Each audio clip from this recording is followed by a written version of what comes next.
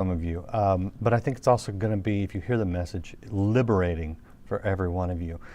You know, last week a little Facebook memory popped up in my timeline, and it reminded me last week was the 2-year anniversary of an accident that I had that left me in the hospital for a week, and 6 titanium plates in my face. I broke my jaw, my cheeks, my upper nose, broke everything up in here. And so that was the most pain that I've ever experienced in my life physically. Not fun. I've, like everyone, I've suffered different things in life, but overall I've had a great life. I lost my younger sister at too young of an age to cancer. I understand to a degree suffering and pain. And it's one of the most difficult things for us to get through, both physically and emotionally, but spiritually it can be very tough too. Intellectually it's a challenge. It's possibly the biggest challenge to people believing in God.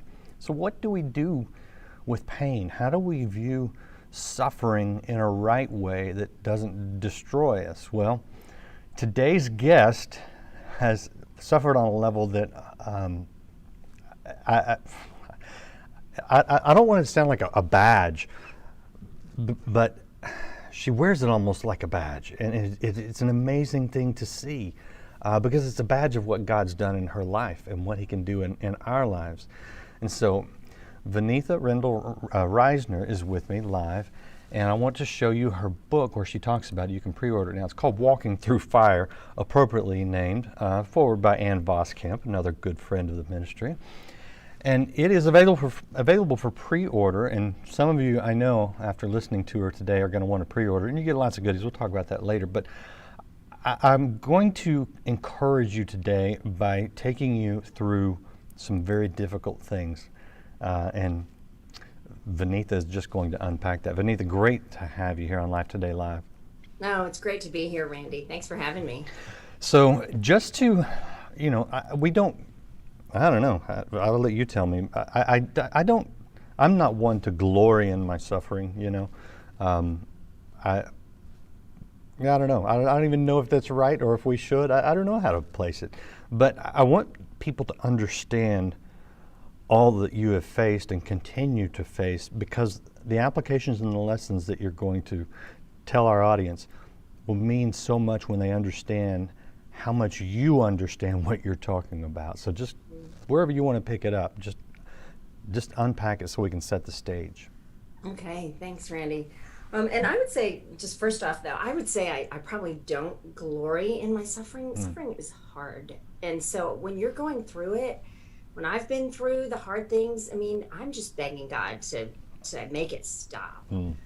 I think it's really in the rearview mirror. When I look back, I think, oh, wow, God did something really incredible. So I would just encourage people today to not feel like, okay, I have to enjoy this, because that's not human. We don't enjoy suffering, and God doesn't want us to. And so just as I go through this and tell my story, I don't want anyone to feel that they need to be so happy about it. They can be thankful because God will use it. But in the midst of it, honestly, I'm crying out to God pretty much every minute, like, make this stop. So just want to encourage people in that. And I can just start off with where my story begins, which was in India. I was born in India to Christian parents.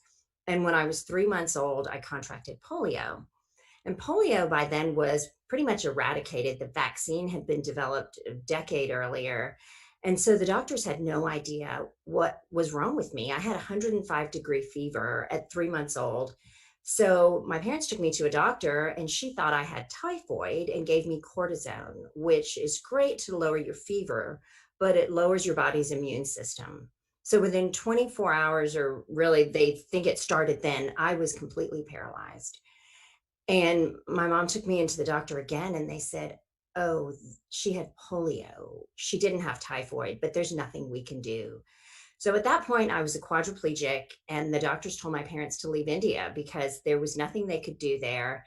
And in India, it's really considered a curse on your family if you have an illness like that. And my parents were believers, so it wasn't that they felt that Hinduism was, it was a curse from God. but there's no medical services. There's very little for people with disabilities in India. So we left pretty much immediately, went to England, and I started having surgeries. And that was sort of the beginning of trouble for me. I would say my first surgeries were in England, but then I started having surgeries in Canada, which is where my parents moved to after that. And I spent time in the Shriners Hospital in Montreal. It was a free hospital that my parents took me to, and it was a great hospital. But because it was free, parents were only allowed to visit on weekends. So I was alone pretty much most of my childhood. Once I was in the hospital for a year at a time, flat on my back in a Wow. body cast. Wow. So those were that was really hard because I felt like I grew up on my own. But the hardest part, Randy, was when I was home because I walked with a pronounced limp. I didn't walk actually till I was about 7 by myself. And it was that year I'd been out of the hospital that I had been in for a year. And one day I wanted to surprise my mom and walk a little bit home to surprise her. And these boys came up behind me and they threw stones at me and they called me a cripple. And I didn't even know what to do with that. I didn't realize that people saw me that differently. And all of a sudden, the world was not a safe place anymore for me. And that was really the beginning, or that was the first time I ever felt angry at God. My parents were Christians and talked to me about faith, but I really didn't want to have anything to do with God. And throughout my elementary years, I was bullied a lot and just had this real anger at God that just didn't go away. But I'm a pleaser for any of you who know the Enneagram. I'm an Enneagram 2. And so Too. I want everybody to think well of me, including my family. So I didn't really let anybody know how angry I was. But when I was in high school, I got involved in FCA, Fellowship of Christian Athletes. And that was not because I was a Christian or an athlete, but it was because all the cute guys in my high school went to FCA. And I wanted to be popular and meet these guys. So I went. And a friend of mine kind of felt the same way about God. So we would sit in the back and talk about boys. We would not pay attention at all. And then she went away on a retreat and came back and said to me, God is real. And I will never forget that day. I was so mad. I thought, oh my gosh, she's going to want to talk about God all the time. What am I going to do? And she did. She talked about God a lot. And I remember one night I just went home and I said, God, if you're real, show me. Nothing happened. So I went to sleep. And then the next morning I got up and I had a Bible that my parents had given me when I was confirmed at church, which I was confirmed just because everybody else did that. And I opened it, had never read it before. And I basically said, God, like, if you're real, like, why did all this happen to me? Why did I get polio? Why has my life been so hard? And I flipped open to Leviticus and I thought, this is what I think about the Bible. And just kept talking to God, kind of, I thought, talking into the air. And then all of a sudden I flipped open to John 9 when Jesus is talking to his disciples and they come up upon a blind man and his disciples ask him, who sinned, this man or his parents, that he was born blind? And Jesus says, it was not that this man sinned or his parents that he was born blind, but that the work of God might be displayed in his life. And that was it. That was the moment for me. Yeah, I bet that hit you real hard. It did, Randy. I never thought that God was real, and yet God was answering this question that I asked my entire life so clearly. And it was really amazing because my question was sort of like, what had I done? Like, why did you do this to me? Mm-hmm.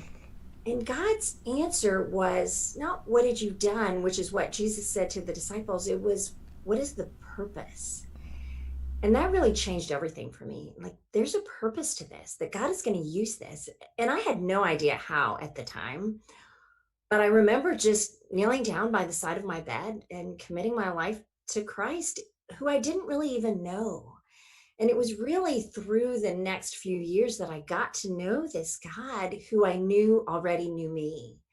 And from the beginning, the Bible meant something to me because I knew that is the book where the God of the universe can speak to us. And so I sort of started with that and committed my life to Christ, got involved in church, and life was amazing. I would say, Randy, Yeah. for 14 years, I thought everything was perfect. And how old were you during this time? What was the sort of the age range here? 16 when I 16. committed my life to Christ, Okay. and 30 when life started getting hard again. Yeah. Yeah. Tell us about that. Well, I was married. I went to grad school in California, met my husband, and was married, had a miscarriage, which may not sound, for some people, they understand what I mean when I say that was hard. But that just started with okay, life may not be that safe anymore. We had told everybody that we were pregnant, and that was a very jarring thing for me. So had a miscarriage, then I had a daughter, then I had another miscarriage. And then when I was 20 weeks pregnant, went in to have a routine ultrasound and found out that our unborn son, Paul, had a hypoplastic left heart. And that is a condition that if you don't have surgery, you will die within 2 weeks of birth. So we were looking at different options. A really good friend of mine from high school, who was involved in FCA and was one of the athletes, was a pediatric cardiologist by then. And he got on the phone and talked us through all these options. We decided to have surgery in Michigan, and everything was great. He came home after really a week, a little over a week, and we were thrilled. And we took him in for a checkup when he was almost 7 weeks old. And the doctor said, he's great. Now, this was a substitute doctor, and we didn't know him, but he basically said, your son Paul is doing so well, we can just take him off all his medicine. And I remember thinking, wow, that's great. Because we were literally, Randy, every morning, every afternoon, every evening, dosing him with these little syringes of medicine around the clock, basically, in the middle of the night. So it felt like a huge relief to us. And I remember calling my friend John that night, about 6 o'clock, saying, oh, before we go out, I just want to let you know Paul did so well. He's off most of his medicine. And John said, what? Why is he off that medicine? He needs it. And I told him what the doctor said, and he said, you need to get that fixed. And this was Friday night, called the doctor and just left a message and assumed they'd call me back. And John said I didn't need to go to the ER, so just kind of proceeded. But then 2 days later at 3 a.m., Paul woke up to nurse in the middle of the night and screamed. So we called 911, and Dave, my husband, took him to the hospital in an ambulance. And I remember calling John on the phone and asking him what to do. And John just said, I'm so sorry. And I said, thank you, but what do I do? And John said, I'm sorry. So Randy, I hung up the phone and I got on my knees and I begged God, begged him like I had never begged him before not to take Paul's life. Then some friends came over, stayed with Katie, and I went to the hospital. And when I got there, they told me Paul was dead. Mm. My world collapsed. Mm. That was not what I expected. It wasn't, I didn't feel like it was what I deserved. And all of a sudden, the world wasn't safe again. Mm-hmm. I had felt that once I committed my life to Christ, life would feel tidy and safe. And if I did the right stuff, if I went to church and read the Bible, that somehow I would be spared from all that suffering. And I wasn't. And so even though we spoke at the funeral and said, God never makes a mistake, honestly, 3 weeks later, I wanted to pull every one of those words back because I thought God had made a huge mistake. I was angry. I felt alone. And I couldn't believe that my son was gone. And so remember being in the car and just crying out to God, finally, after months of feeling distant from him, just help me. I need you.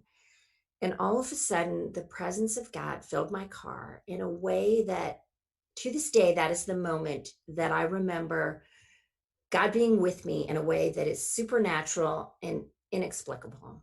And I just had this sense of joy. I'd put in actually a worship tape because I feel like music helps us connect in a different way.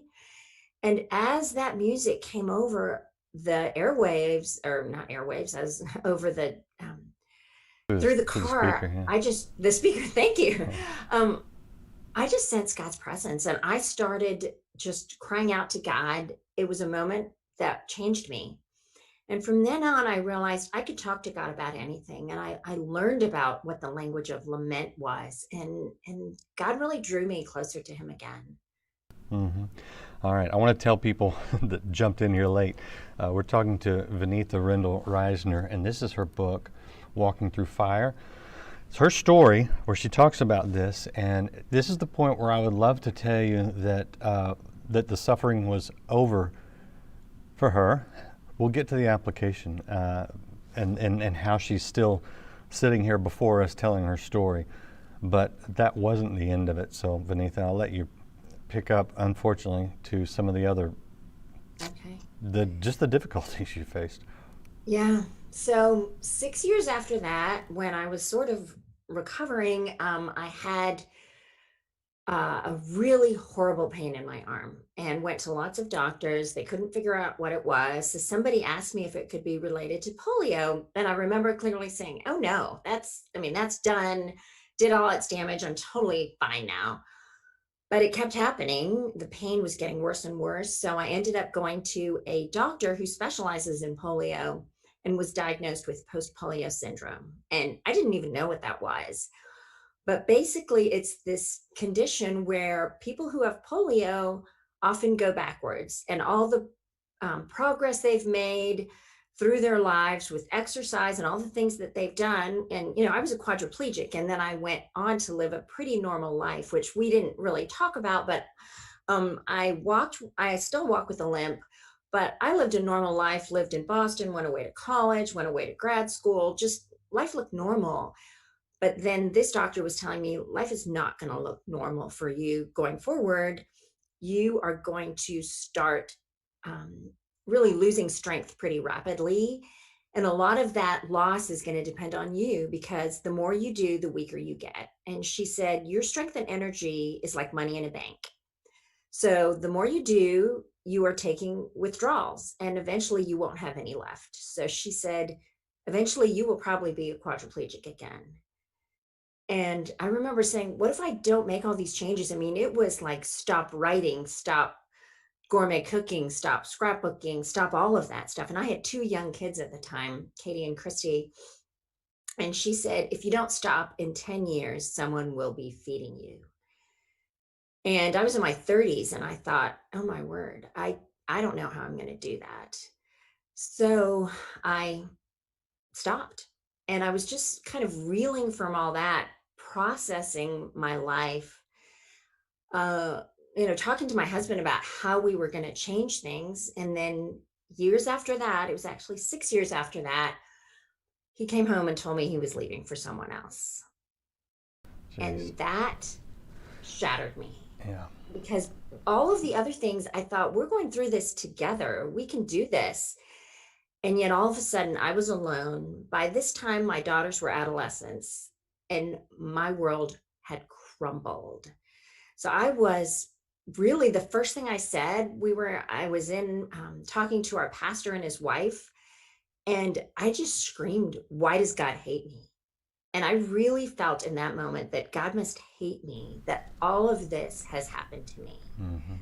And I remember he just said, God doesn't hate you, but I don't want to give you something trite. This is hard. And so I would say that to anybody who's listening now, all of these things are hard. And when you go through them, you do wonder, where is God in the midst of this? And I wondered that. And I remember crying through every day. I was homeschooling my daughters, which I really don't know how I was doing that through that. And so I would just lock myself in the bathroom because that was the only place I could even be alone and cry till I had no more tears. How are you doing today? I am doing amazingly better.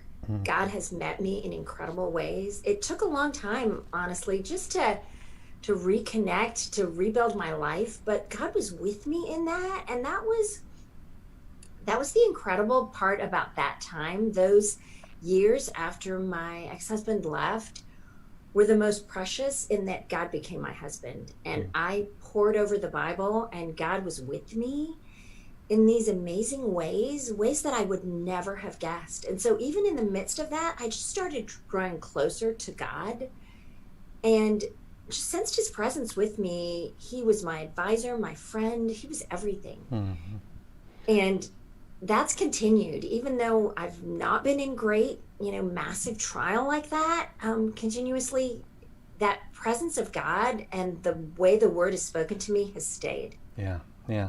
Well, so give us some perspective on just your take, since now we know that you know what you're talking about, on suffering, both the physical, the emotional, as well as the betrayal. I mean, when you look back on that now, what do you see? I see that life is hard and life is full of loss and it's hard to get through. But at the same time, I see that God is bigger than all of those things. My sister and I were talking a few weeks ago, and she said, I think suffering is the stripping away of everything but God. Hmm. And I think that's what it was for me. It was really the stripping away of everything. For me, it was my marriage, my health, my children, my everything. And yet God became bigger in that. And I saw that as I leaned into God, that he really was there.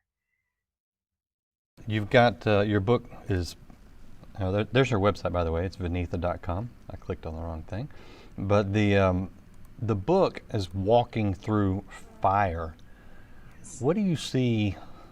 How do you see fire from a scriptural standpoint?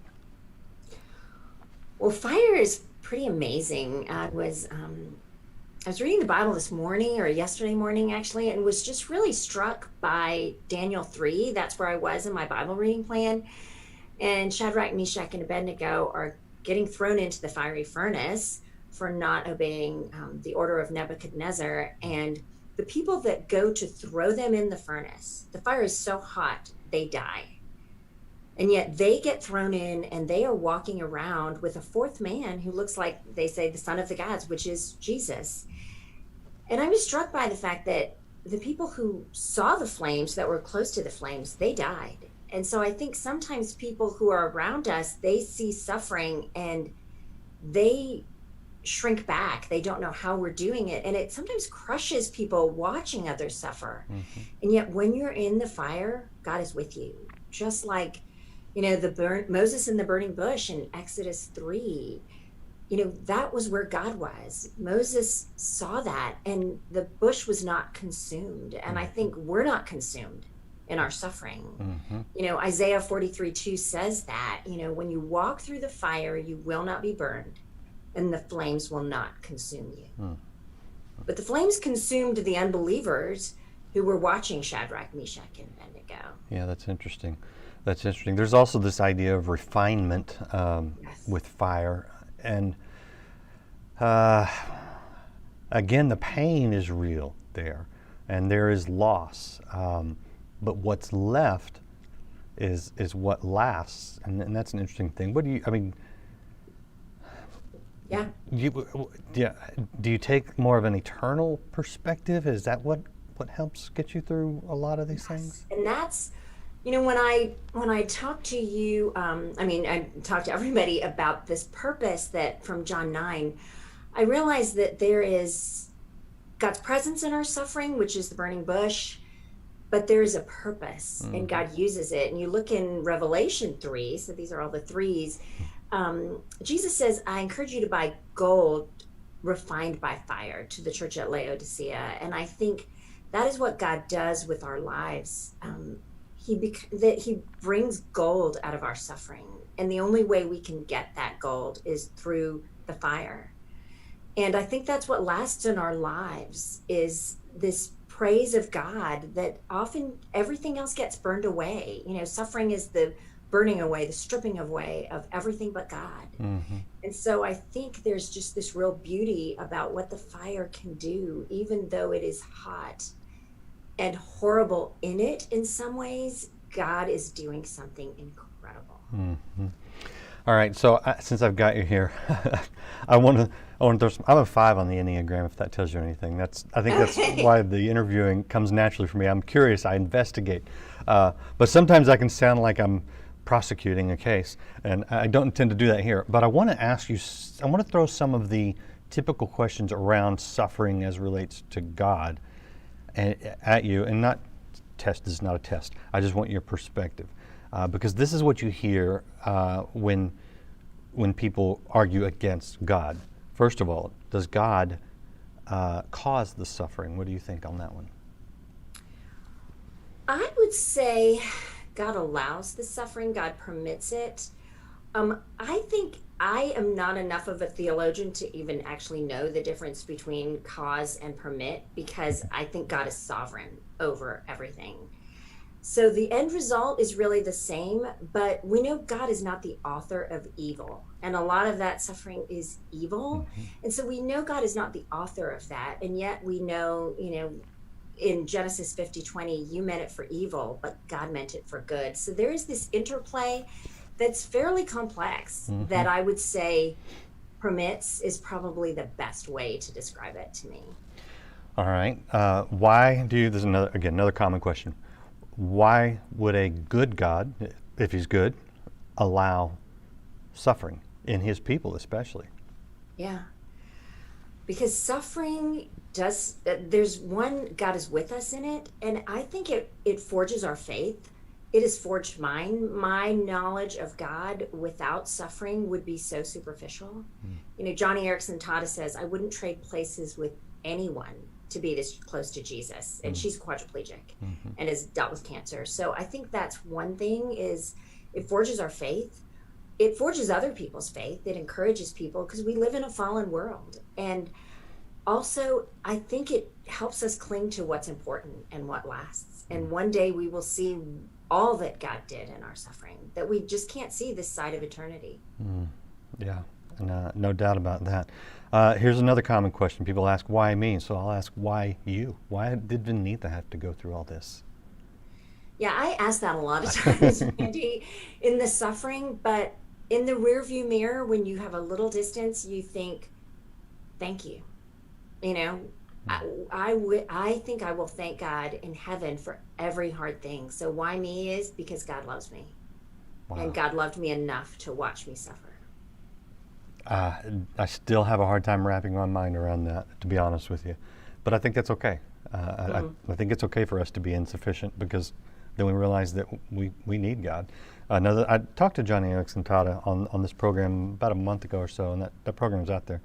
If anybody wants to watch it, I encourage it. But one thing that she talked about was that it's easy for us to forget that we need God every day. But she's reminded every day, and she feels like that's a good thing for her. Do you get that sense at all? Oh, yes.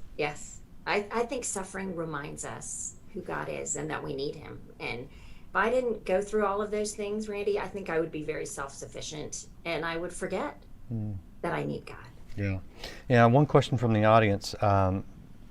When the doctor told you that you would probably be, someone would be feeding you in 10 years. How did that prognosis change? Did you change anything? So, what happened to allow you to be in the position you're in today, where you're speaking and you're not quadriplegic again? Yeah, a lot of it is just that I cut back my life. So they basically said I would be doing that if I didn't stop what I was doing. I made jewelry. And so my life is pretty limited. I write with voice activated software. I'm just very careful with my energy. And it still means that one day I probably will have somebody feeding me, but God has been gracious, and I've been able to stretch that out way longer. Oh, well, I've just, I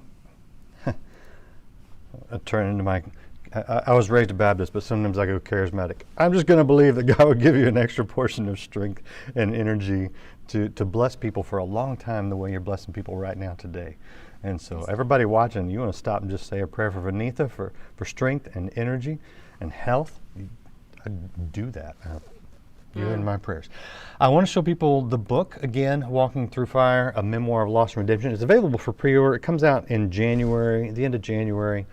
You'll actually get it. But there's some things that people can get now that I want you to tell them about, because it's actually some pretty cool things from a book and kind of a marketing standpoint. But tell them what they can get if they pre-order it today. Yes. There's a few things. One is there's an album that is called The Bravest Thing that some friends put together. One is Ellie Holcomb. You can actually get that first song, The Bravest Thing, on Spotify, so you can listen to it.